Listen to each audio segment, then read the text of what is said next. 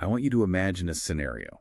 Just addressing this right to you, listening right now. Right. If you completely erase the borders between a massively wealthy region and a much poorer region, what happens next? Well, you probably picture an immediate catastrophic flood. Exactly. Like a tidal wave of cheap labor rushing across an invisible line. Yeah, local jobs wiped out, instant crisis. I mean, that is the general assumption, That's right? what everyone thinks. It feels like basic physics, like high pressure just inevitably moves to low pressure. Poor workers will just flood rich markets. Right. And that is exactly what Western Europe braced for back in 2004. Oh, absolutely. Because the European Union was about to undergo the absolute biggest expansion in its entire history. May 1st, 2004, 75 million Eastern Europeans suddenly got this, golden ticket. The right to move freely. Exactly, a geopolitical earthquake. 10 new countries joined the EU. We're talking Poland, Hungary, the Czech Republic. God. Literally overnight, 75 million people from struggling economies suddenly held a passport that said they could just pack a bag, cross the border, and look for work in London or Paris or Berlin. And the West absolutely panicked. Total panic. The headlines were apocalyptic. I mean, if you look back at the media from that time, people genuinely believed local livelihoods would be instantly, violently destroyed. The fear was primal. Just this idea of, someone is coming to take what is mine. Right. But the reality, the data tells a story that completely shatters that assumption. It really does. Politicians on the left got it wrong. Politicians on the right got it wrong. Because they both completely missed this hidden economic engine that actually controls the world. Exactly. They were looking in the wrong place entirely. So today we are taking a deep dive into the source material that exposes this ultimate blind spot of global politics. It is fascinating stuff. We are unpacking a massive 2017 study by top economists from Yale, Johns Hopkins, and the London School of Economics. And the Portuguese Central Bank, too, a real dream team. Yeah, these guys built a digital tracking system to uncover the truth about 2004. And the truth is going to totally dismantle everything you think you know about immigration, about free trade, and really just about how human beings actually make decisions. Because the politicians, they were looking at the border, they were staring at people, Right. but they were completely blind to the invisible gears turning right underneath it. They really should have been staring at the shipping container. Wait, shipping containers. This is where we need to completely reset our understanding. Yeah. We assume immigration is purely about people packing their bags and moving. Yeah. You are saying it is not. Not even close. I mean, if you strip away the politics, you find the core discovery made by Lorenzo Caliendo and his brilliant team of researchers. Okay, let's unpack this. What did they find? They revealed a deadly, unbreakable link between tariffs, Yeah. the taxes a country places on imported goods, and human migration. Tariffs and migration. Yes, you absolutely cannot understand the movement of a human being without looking at the movement of a tomato. Or a car part. Or a piece of furniture. Hold on. You were saying trade policy and migration policy are essentially the exact same thing? There are two sides of the exact same coin. They are totally locked together. Wow. If you mess with the tax on a shipping container, you are secretly pulling strings that control whether a carpenter in Warsaw decides to move to London. So the politicians were arguing about border walls and visas, just completely ignoring the massive volume of goods rolling through the gates. Right. They were trying to drive a car by only looking at the speedometer, totally ignoring the steering wheel. That is insane. They decoupled human beings from the economy they produce for. Precisely. But how do you actually prove that? I mean, you can't just guess at the motivations of 75 million people. How did this team of elite decoders actually track the winners and losers of a vanished border? Well, you don't guess. You track the microdata, slicing through millions of human lives. Right, because these aren't just pundits talking on TV. No, these are world-class economists. They didn't rely on political narratives or media panic. They went straight into the European labor force survey. And what time frame did they look at? They pulled the data from 2002 all the way to 2007. We are talking about millions upon millions of highly specific data points. Give me a sense of what that data actually looks like. What exactly were they tracking? They tracked human beings by their exact skill level, by their nationality, by their physical location down to the regional level. Like incredibly granular. Very. They tracked where a specific worker lived 12 months ago versus exactly where they are working today. They were basically tracking human atoms. Pure, brutal math to answer the ultimate question of national rise and fall, like who actually wins when borders open. Okay, but the opening of the borders wasn't actually a clean, fair experiment, was it? Not at all. Because when the curtain rose on May 1st, 2004, the West played a rigged game. Oh, they completely rigged it. Yeah. The political compromise was known as the transitional rules, or the 2+3+2 rule. Explain that for me. Well, most of the old, wealthy Western allies, countries like Germany and France, they lost their nerve. They looked at the open border and blinked. They caved to the domestic panic. Exactly. They threw up temporary walls. They basically told the Eastern nations, yes, you are in the EU now, but you cannot actually work here for up to 7 years. So they slammed the door shut on day one to protect their local workers. Yeah. But if Germany and France closed their doors, where did the pressure go? Because not everyone closed up. Right. This is the asymmetry that defined the whole era. Exactly. While Germany and France hid behind these temporary 7-year walls, 3 countries did the exact opposite. The UK, Ireland, and Sweden. Yes. They ripped their doors completely off the hinges. Open access on day 1, 0 restrictions. So you have a totally imbalanced continent. One side of the street is heavily barricaded, the other side is a total free-for-all. Right. Common sense says the UK, Ireland, and Sweden should have been immediately violently overrun. The West absolutely braced for impact. And then Almost nothing happened. nothing. Silence. An anticlimax. This is the part that completely breaks my brain. 3 full years after those Golden Gates opened. 3 years for people to pack up and leave the struggling East. What did the data actually show by 2007? The proportion of Eastern Europeans living in the West had increased by an absolutely microscopic amount. Define microscopic. 0.03%. Wait, 0.03%. That is a rounding error. That is literally nothing. It's statistically tiny. I am genuinely struggling to understand this. You are an unskilled worker in a struggling Eastern economy. The UK is offering triple the pay. The door is wide open. Why on earth didn't they immediately rush to London or Stockholm? I know, it defies basic economic logic, right? Totally. But it only defies logic if you assume humans are unthinking robots who just walk blindly toward the highest number. Yeah. It makes perfect sense if you understand how humans actually process risk. Walk me through the psychology of that risk. Because moving isn't just buying a cheap train ticket. Exactly. Moving is arguably one of the most high-stakes, high-risk financial gambles a human being can make. You are leaving your entire support network. You're risking whatever meager savings you have. You have to navigate a foreign language, a foreign housing market, a totally foreign legal system. It's terrifying. Even if the payoff is high, the upfront cost is massive. Right. And in economics, we call the solution to this problem option value. Option value. But you don't need the academic term. Think of it as the secret power of waiting. Like holding a stock to see what the market does. Yeah. Or a batter waiting for the absolute perfect pitch. That's a perfect analogy. The decision not to move immediately is highly, highly rational. Put yourself in the shoes of a Polish carpenter in 2004. Okay, I'm a Polish carpenter. And you look at the map, Germany is closed, France is closed, the UK is open. Right. But what if Germany opens next year? Germany is geographically much closer to you. The cultural ties might be stronger. And what if my own hometown economy suddenly booms? I don't know yet. Exactly. You are holding your cards in a world of massive uncertainty. Different countries are slowly, unpredictably lifting their rules over a 7-year period. So if I jump to the UK on day one, I burn a massive amount of cash to get there. Right. And if Germany opens 2 years later, you are now locked into the UK. You missed the better opportunity. So staying put, hoarding your cash, and waiting for the absolute best opportunity is infinitely smarter than just wandering blindly abroad on day one. It is calculated patience. The workers in the East were playing a highly sophisticated waiting game. Wow.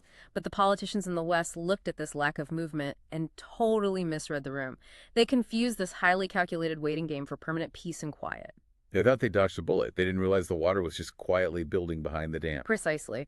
And while they were waiting, the wealth distribution of the entire continent was quietly flipping upside down. Let's talk about that wealth distribution. Because we always hear a very specific narrative about globalization. That it always favors the educated elite. Right. The bankers, the software engineers, the managers, they are the ones who can move easily, who can leverage international markets. That is the standard accepted narrative of the 21st century. But the data from this study completely shatters that. Who were the absolute biggest winners of the 2004 EU expansion? They were not the bankers. They were not the engineers. The ultimate winners were the unskilled workers in Eastern Europe.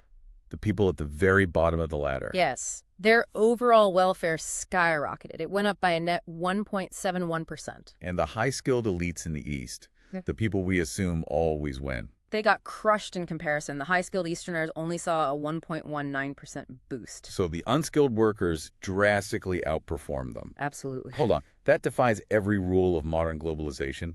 Usually, the tech workers and managers consolidate all the wealth. How on earth did an unskilled worker in a rural Polish village out-earn an engineer in terms of welfare gains? It comes down to the brutal reality of scarcity. It is basic supply and demand. You have to look at the wealthy Western countries in 2004. What did they already have plenty of? Educated elites. They spent the last 40 years building service economies. They had plenty of middle managers. Exactly. But what were they absolutely desperate for? Who was going to build the houses? Who was going to fix the plumbing? Who was going to pick the crops? Unskilled labor. Unskilled labor was the single most scarce resource in the West. So the moment the borders opened, their potential value exploded. Their potential value went through the roof. And remember that secret power of waiting we just talked about? The option value. Right, their option value skyrocketed. Suddenly, the lowest paid guy in a Polish village was the most sought-after asset in Western Europe. You didn't even have to move to gain the leverage. Exactly, just the threat that he could move forced local Eastern employers to raise his wages to keep him. The system literally flipped upside down. The bottom became the top. It's incredible. But wait, if the East won so big, what happened to the West? Because politicians were screaming that it was a zero-sum game. If the outsiders win, the locals must bleed. But the math says something entirely different. It was not a zero-sum game. Everyone gained. Everyone. Literally everyone. Overall, European welfare went up 0.62%, Eastern welfare went up 1.65%, and Western welfare went up 0.41%. Break down the West for me. Sure. Western high-skilled workers, their welfare gained 0.50%.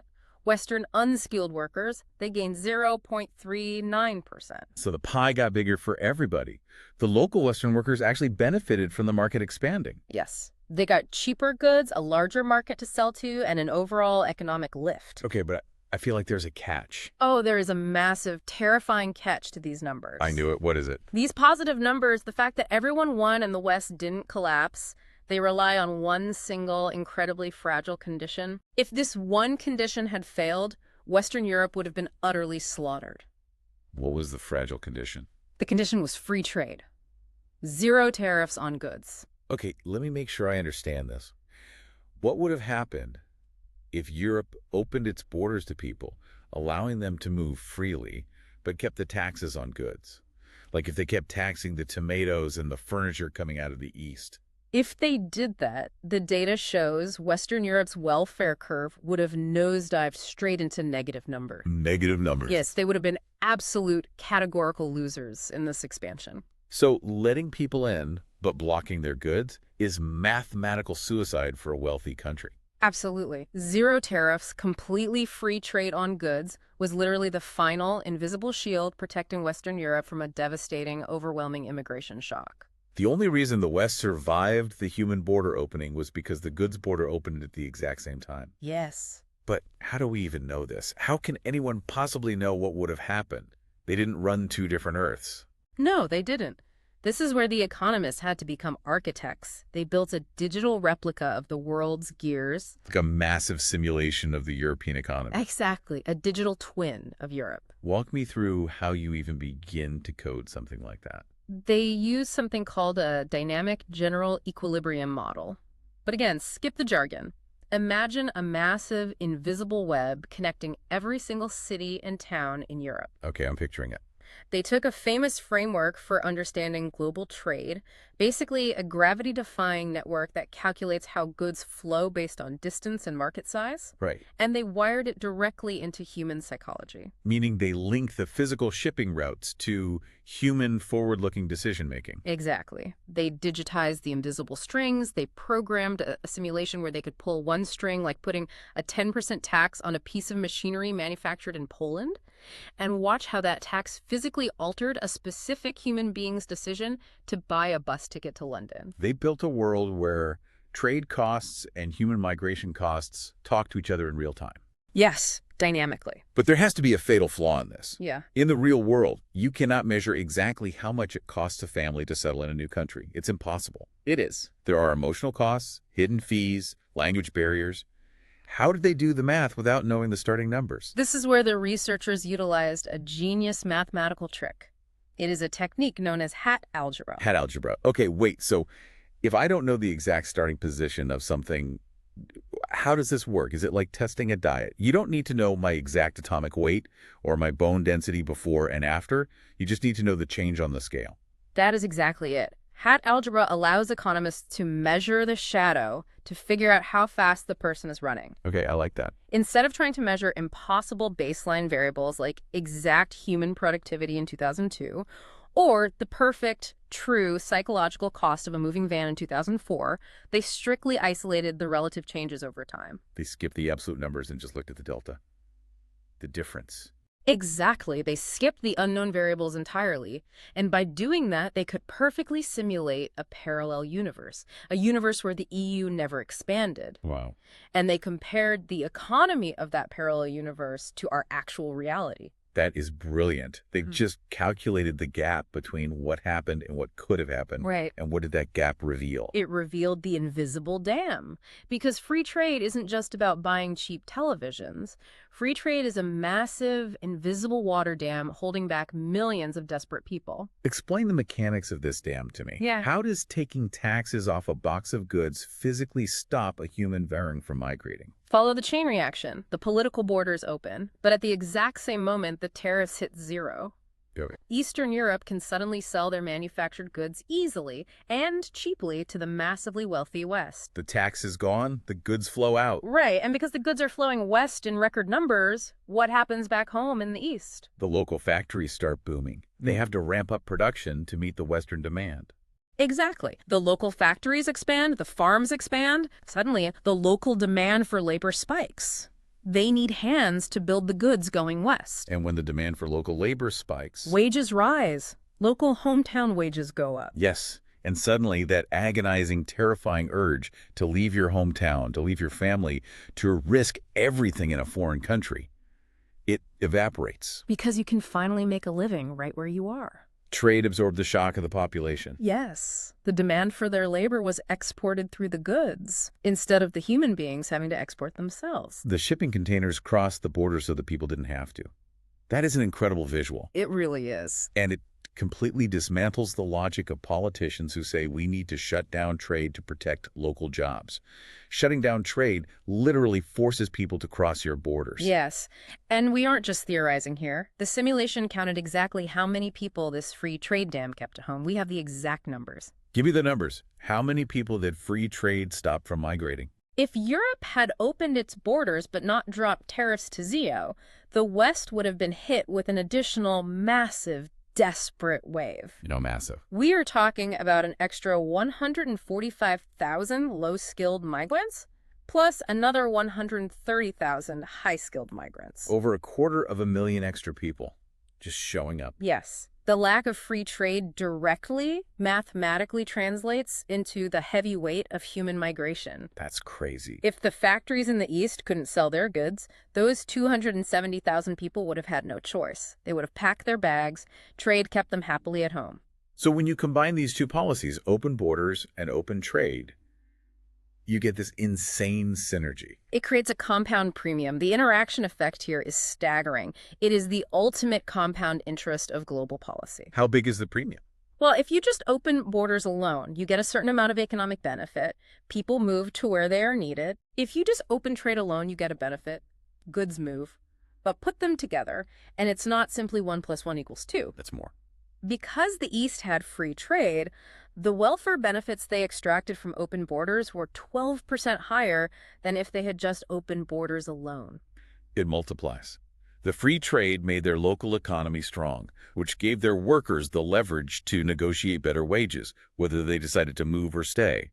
The trade empowered the people. Exactly. So policymakers literally cannot look at immigration without looking at trade. It is economically illiterate. It is flying a plane with one eye closed and half the instruments turned off. Perfectly said. This brings us to the underlying codes, the hidden math that dictates all of human movement.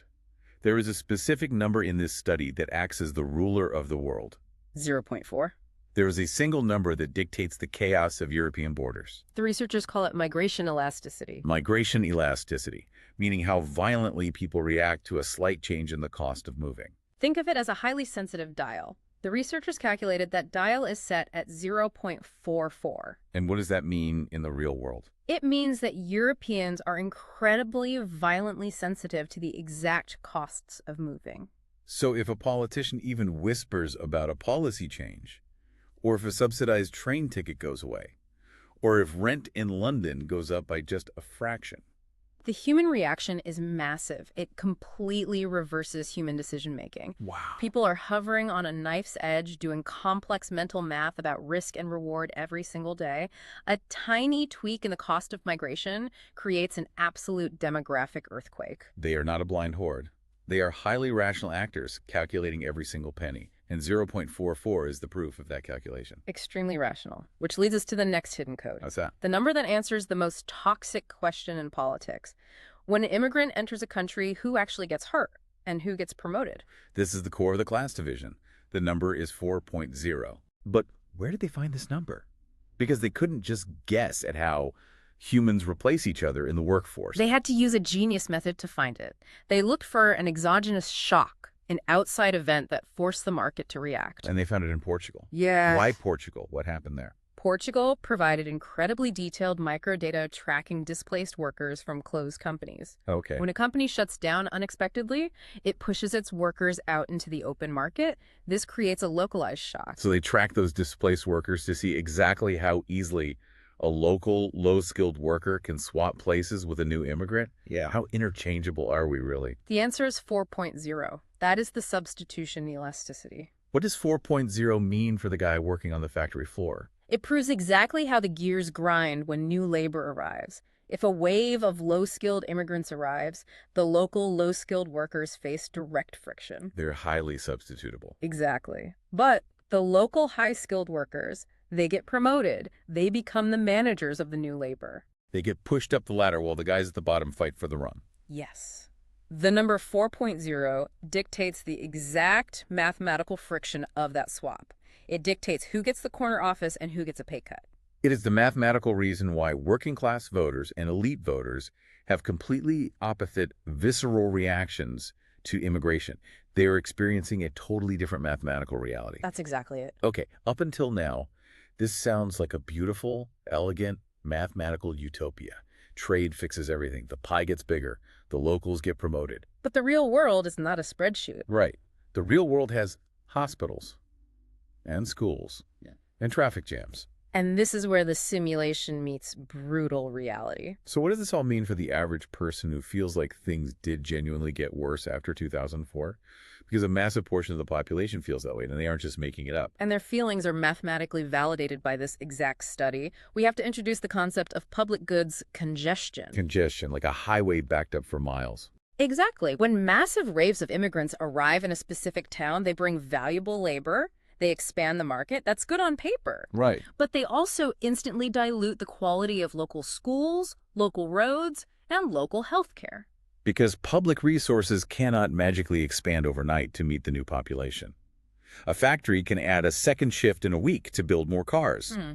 A city cannot build a new hospital in a week. Or train new doctors. Yeah. Or build new schools. So the waiting room at the local clinic suddenly gets packed. The elementary school class sizes double. The roads jam. The immigrants are paying taxes, yes, but the physical infrastructure simply cannot keep up with the sheer volume of human bodies. This is the legitimate agonizing pain point for local voters. It is. The economic gains of cheap labor, the fact that the pie got bigger, are completely overshadowed by the daily grinding frustration of a broken public infrastructure. They are living the friction of the model. Which brings us to the ultimate cautionary tale of this entire deep dive, the tragedy of the United Kingdom. The UK really tried to be the hero of the 2004 expansion.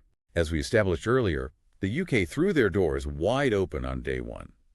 Unconditional access, while Germany and France hid behind walls. They wanted to soak up all that incredible Eastern labor to fuel their economy. And they took in the biggest wave of Eastern labor in the entire experiment. They did. And what actually happened? Well, on paper, looking purely at factory output and corporate profits, their productivity exploded.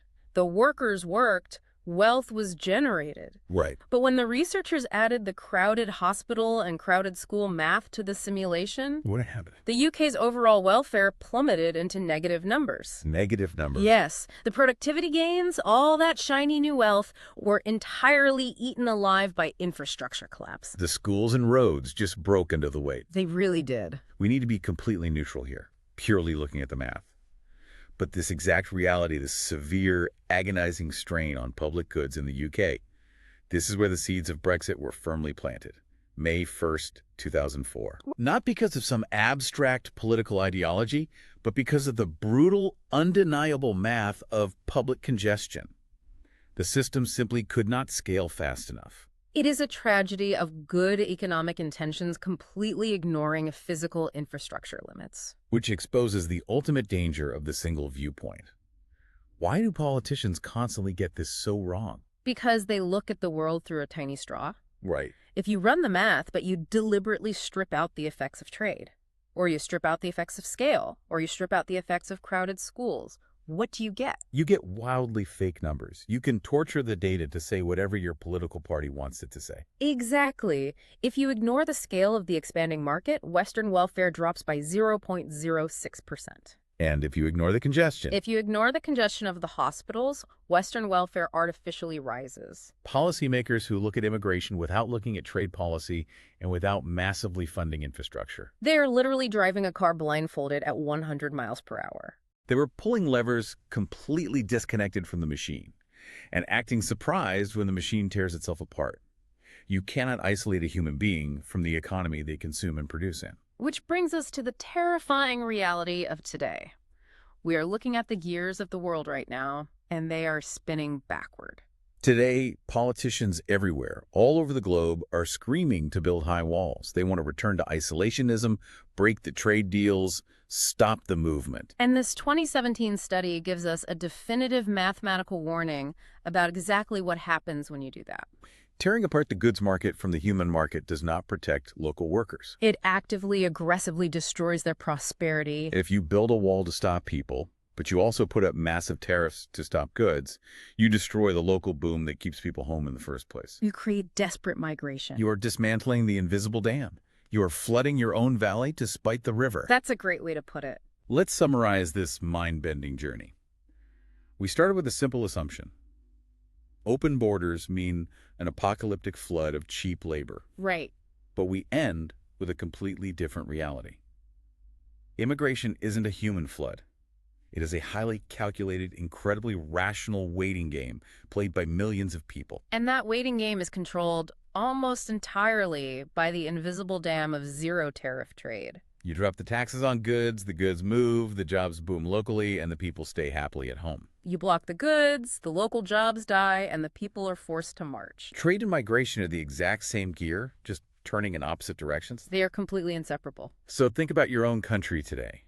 We are constantly debating immigration reform. We are constantly debating border walls and security. It's all we talk about. But ask yourself this, what is the trade policy attached to that border? Where is the invisible dam? That is the real question. If you squeeze the balloon on human movement without adjusting the pressure on trade and without massively funding your local public goods like schools and hospitals, where is that pressure going to violently explode next? You can't just fix the machine by taping over the warning lights. You have to understand the whole anatomy. Thank you for joining us on this deep dive into the source material. We'll see you next time.